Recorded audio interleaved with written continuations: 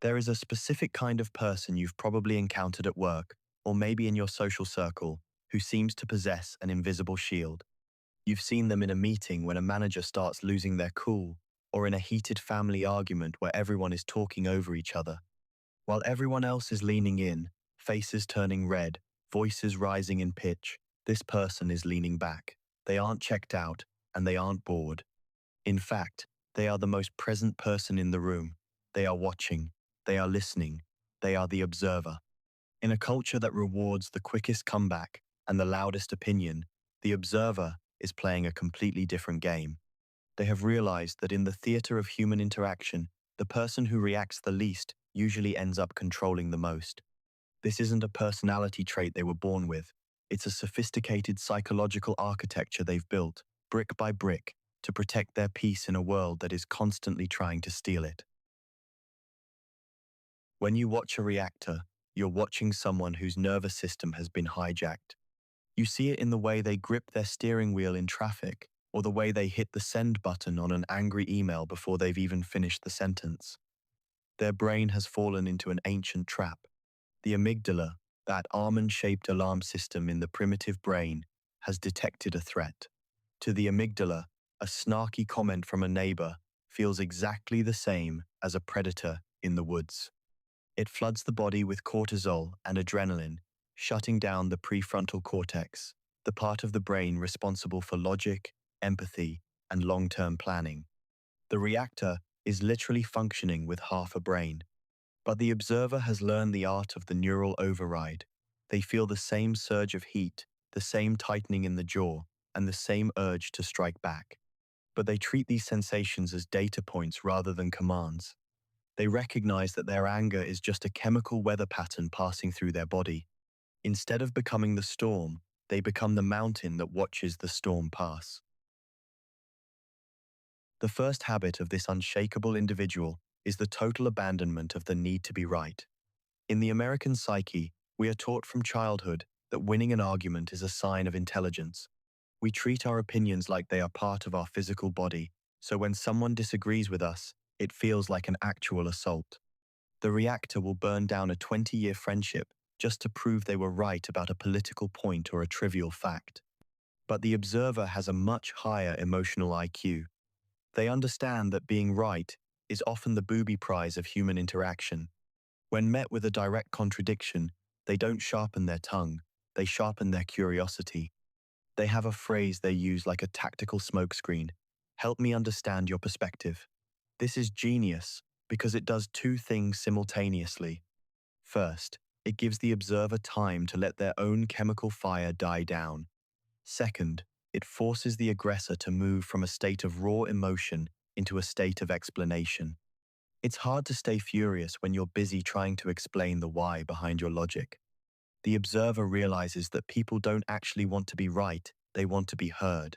By giving them that, the observer wins the relationship while everyone else is busy trying to win the fight.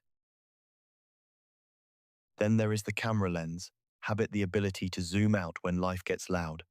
Most people live their lives in a permanent macro mode. They are focused so tightly on the immediate problem, the broken dishwasher, the rude comment, the delayed flight, that the problem fills their entire field of vision. When a problem is that close to your face, it looks gargantuan. It feels like the end of the world. The observer, however, has a wide-angle lens permanently installed in their mind. They practice what psychologists call temporal distancing. In the middle of a crisis, they ask themselves one question: will I care about this when I'm 80 years old? Usually, the answer is a laugh. They look at the current drama and realize it's just one frame in a 2-hour movie. This perspective creates a natural immunity to the small stuff. They don't waste their limited willpower budget on things that won't even be a memory by next Tuesday. While the reactor is losing sleep over a passive-aggressive text message, the observer is already thinking about their 5-year plan. They have realized that your attention is the most valuable currency you have, and they refuse to spend it on a bad investment. The third habit is the circle of sovereignty. There is a deep, hidden engine behind why we react. We have a delusional belief that we can control other people.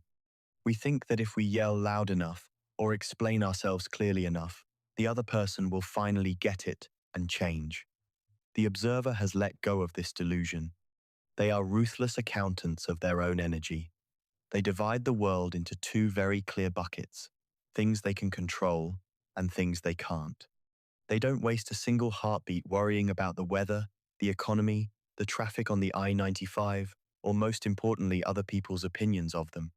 They recognize that what other people think of me is none of my business. This realization is the ultimate American superpower.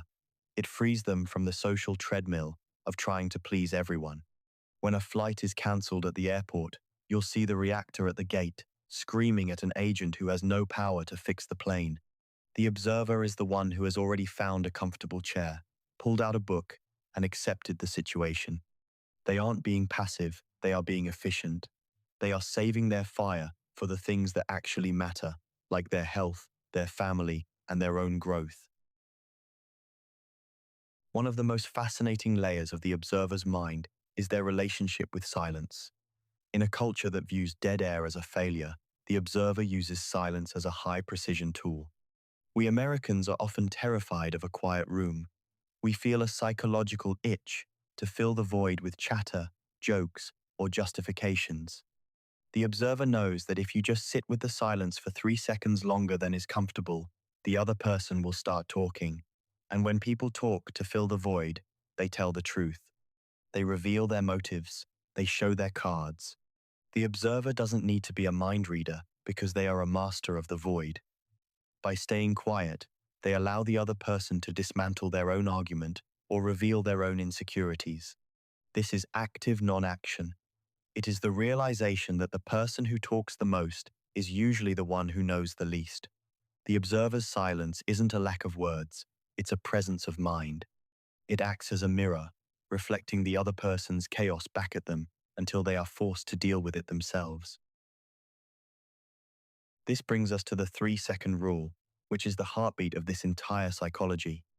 Those 3 seconds between a person finishing their sentence and the observer beginning theirs are the most powerful seconds in any conversation. In that tiny gap, the observer is doing a neural diagnostic. They are checking their own heart rate. They are asking, is my ego trying to speak or is my wisdom trying to speak? They are waiting for the GABA in their brain to inhibit the glutamate of the reaction. This pause is what separates a reflex from a choice. The reactor is a puppet. Someone pulls a string and they dance. Someone insults them and they get angry. Someone praises them and they feel good. Their happiness is entirely in the hands of strangers. But the observer has cut the strings. That 3-second pause is their declaration of independence. It is the moment where they reclaim their sovereignty. They realize that they don't have to respond to every ping their environment sends them. They are not a pinball. They are the player at the machine. The deeper, meaningful truth at the center of all this is that observing instead of reacting is the only path to true freedom. In a world that is getting louder and more reactive by the day, where social media algorithms are specifically designed to keep you in a state of constant outrage, choosing to watch is an act of spiritual rebellion. It is the realization that your internal state is your only true home, and you should never leave the door unlocked for any stranger to walk in and mess up the furniture. When you master the art of observation, you find that you have more energy, more clarity, and ironically, more influence. People are naturally drawn to the still point in the center of the storm. They want to know how you stay so calm. They want to know your secret. And the secret is simple. You've realized that most of the battles people are fighting aren't even real. They are just shadows on the wall. By not reacting, you aren't losing the game. You are realizing that the game itself is a distraction. You become the anchor for the people you love. You become the lighthouse. And in that stillness, you find a version of yourself that is finally, truly free. It's a quiet way to live, but it's the loudest way to lead. Have you ever felt that strange, quiet dignity that comes when you decide to let a conflict go instead of engaging with it? That moment where you see someone trying to bait you into an argument and you just give them a small, knowing smile and move on with your day. That is the sound of your neural firewall working. It is the feeling of taking your power back. We spend so much of our lives trying to outsmart in the people around us, trying to be the most clever or the most right. But the real intelligence, the kind that leads to a long life and a peaceful mind, is the intelligence of observation. It is the ability to walk through the fire and not get burned. It is the realization that your peace isn't a destination you reach, it's a choice you make in the 3-second gap of every single interaction. When you stop being a reactor and start being an observer, the world doesn't change, but your experience of it does. The noise stays loud, but you are finally, blissfully, deaf to it. As you move through your week, start looking for these gaps. Notice the moment someone cuts you off in traffic or a coworker forgets to include you in an email chain. Feel the chemical surge. Acknowledge it. Say to yourself, I notice that I am feeling a reaction. And then, just wait. Count to 3. Watch the specimen in front of you. Observe their panic, their need for control, or their own hidden pain. You will find that when you refuse to play the role they've assigned to you, the drama simply dissolves. You are no longer a character in their play, you are the audience. And as any moviegoer knows, the audience is the only one who actually gets to enjoy the show. This is the ultimate aha moment of human existence. You don't have to participate in every tragedy you're invited to. You can just watch. And in that watching, you find the wisdom that 90% of people will spend their entire lives searching for but never quite find.